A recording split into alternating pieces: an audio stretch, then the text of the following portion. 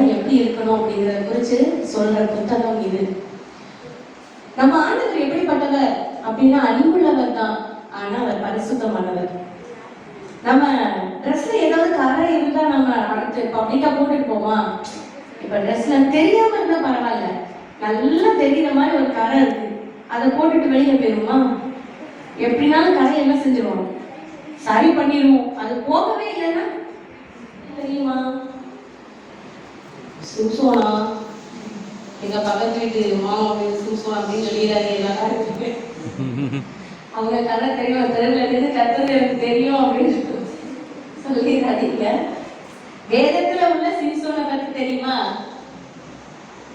தெரியாது. சரி, வேதத்துல உள்ள தானியேல் யாருன்னு தெரியுமா? தெரியும், கொஞ்சம் பேருக்கு தெரியாது. அவங்க 2 பேரை குறிச்சுதான் உன் பேர் தானியேலா? இல்ல, நல்ல வேலை.